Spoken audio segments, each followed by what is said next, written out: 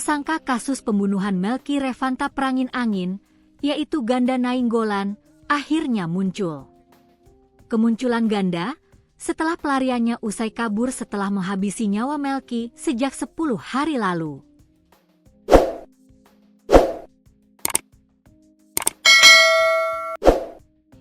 Tak hanya itu, Ganda Nainggolan yang menyerahkan diri ke Polres Tanah Karo ini juga setelah Satreskrim menyebarkan penetapan daftar pencarian orang, DPO, atau status buronan atas dirinya. Diketahui, Ganda menyerahkan diri ke Mapolres Tanah Karo pada Jumat, 26 September 2025, malam tadi.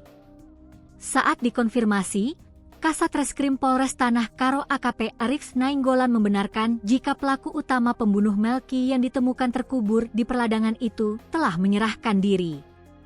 Benar, tersangka Ganda Nainggolan telah menyerahkan diri ke Satreskrim Polres Tanah Karo tadi malam.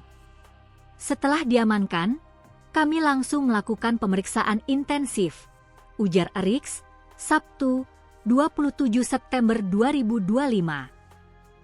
Setelah melakukan pemeriksaan secara intensif, Arix menjelaskan pihaknya malam tadi juga telah melakukan pencarian barang bukti yang sebelumnya telah dibuang oleh pelaku.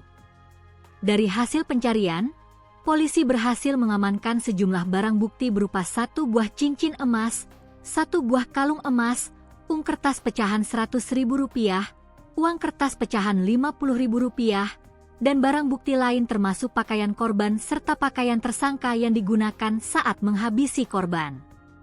Barang bukti sudah diamankan. Saat ini sedang dilakukan pemeriksaan secara intens untuk mengumpulkan barang bukti lainnya dan juga mengembangkan motif pelaku dengan perbuatan sadis menghilangkan nyawa korban, ucapnya. Sebelumnya, korban Melky Revanta Prangin-Angin, 32, ditemukan terkubur di bawah pohon kopi di areal perladangan Seledang, Desa Ndokum Siroga, Kecamatan Simpang 4, Selasa, 16 September 2025, malam.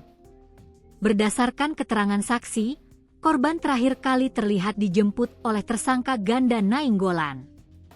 Lebih lanjut, ketika ditanya perihal motif dan modus pelaku tega menghabisi nyawa Melky, Arix mengatakan pihaknya saat ini masih melakukan pengembangan dan pemeriksaan pelaku. Nantinya, dikatakannya pengembangan lebih lanjut akan disampaikan dalam waktu dekat melalui press release.